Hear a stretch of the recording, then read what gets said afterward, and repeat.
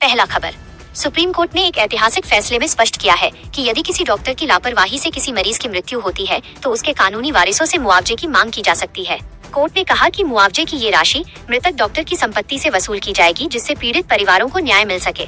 दूसरा खबर, प्रधानमंत्री नरेंद्र मोदी ने गुजरात के वडोदरा में सरदार धाम 3 का उद्घाटन करते हुए देशवासियों से वोकल फॉर लोकल को एक जन आंदोलन बनाने की अपील की।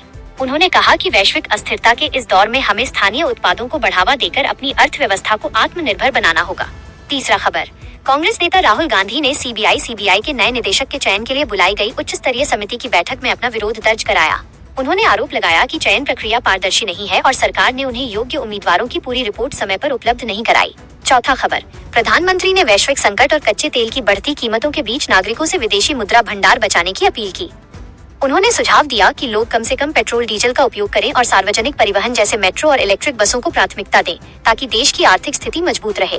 पांचवा खबर, सुप्रीम कोर्ट में सेबी और बड़े कॉर्पोरेट समूहों के बीच चल रहे कानूनी विवाद पर आज सुनवाई हुई। कोर्ट ने नियामक संस्था को निर्देश दिया कि वह निवेशकों के हितों की रक्षा के लिए सख्त कदम उठाए और बाजार में पारदर्शिता सुनिश्चित करने के लिए नई गाइडलाइंस तैयार करे। छठा खबर, राहुल गांधी ने संसद में भारत और अमेरिका के बीच हुए हालिया व्यापार समझौते की आलोचना करते हुए इसे किसानों के हितों के खिलाफ बताया।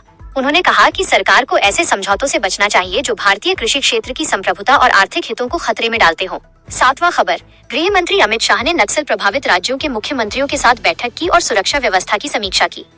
उन्होंने कहा कि केंद्र सरकार का लक्ष्य आने वाले कुछ वर्षों में देश को नक्सलवाद से पूरी तरह मुक्त करना है और इसके लिए कड़े सुरक्षा कदम उठाए जा रहे हैं।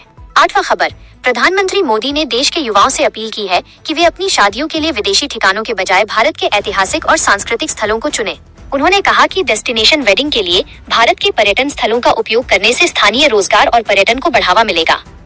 नौवां खबर, सुप्रीम कोर्ट ने उपभोक्ता संरक्षण कानून की व्याख्या करते हुए कहा कि पेशेवर सेवाओं में लापरवाही बरतने वालों की जवाबदेही उनके बाद भी बनी रहती है।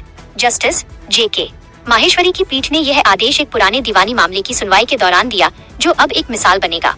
10वां खबर, विदेश मंत्री S जयशंकर ने खाड़ी देशों में बढ़ते तनाव के बीच वहां रह रहे भारतीय नागरिकों की सुरक्षा को लेकर एक आपात बैठक की। उन्होंने दूतावासों को निर्देश दिया कि वे किसी भी अप्रिय स्थिति से निपटने के लिए तैयार रहें और भारतीयों की मदद के लिए हेल्पलाइन जारी करें। 11वां खबर, रक्षा मंत्री राजनाथ सिंह ने सीमा सड़क संगठन BRO द्वारा निर्मित कई नए पुलों और रणनीतिक सड़कों का उद्घाटन किया। उन्होंने कहा कि इन परियोजनाओं के पूरा होने से कठिन भौगोलिक क्षेत्रों में सैनिकों की आवाजाही आसान होगी और सीमावर्ती गांवों का विकास तेजी से होगा। 12वां खबर, कांग्रेस अध्यक्ष ने आगामी विधानसभा चुनावों की रणनीति बनाने के लिए पार्टी के वरिष्ठ नेताओं के साथ लंबी चर्चा की। उन्होंने जोर दिया कि पार्टी को जमीनी स्तर पर कार्यकर्ताओं को मजबूत करना होगा और जनता के बुनियादी मुद्दों जैसे शिक्षा और स्वास्थ्य पर ध्यान केंद्रित करना होगा। 13वां खबर, सुप्रीम कोर्ट ने राज्यों को निर्देश दिया है कि वे अपनी जेलों में भीड़ कम करने के लिए विचाराधीन कैदियों की रिहाई की प्रक्रिया में तेजी लाएं।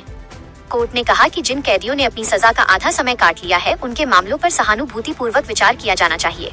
14वां खबर, वित्त मंत्री निर्मला सीतारमण ने कहा कि डिजिटल करेंसी CBDC के आने से वित्तीय लेन देन में और अधिक सुरक्षा और गति आएगी। उन्होंने बैंकों को निर्देश दिया कि वे आम नागरिकों के बीच डिजिटल मुद्रा के प्रति जागरूकता बढ़ाएं, ताकि भविष्य में नकद लेन देन पर निर्भरता कम हो सके। 15वां खबर, प्रधानमंत्री मोदी ने सोमनाथ अमृत पर्व के अवसर पर देशवासियों को संबोधित किया और कहा कि भारत की आध्यात्मिक विरासत मानवता को नई दिशा देने की क्षमता रखती है।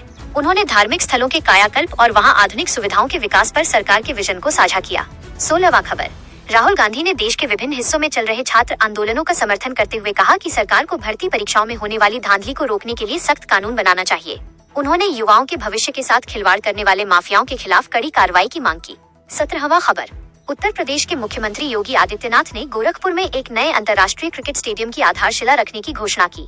उन्होंने कहा कि राज्य में खेल प्रतिभाओं को निखारने के लिए विश्व स्तरीय बुनियादी ढांचा तैयार किया जा रहा है, जिससे युवाओं को वैश्विक पहचान मिलेगी।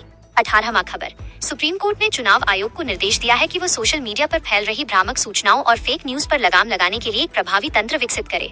कोर्ट ने कहा कि स्वतंत्र और निष्पक्ष चुनाव के लिए सूचनाओं की शुद्धता बनाए रखना अनिवार्य है।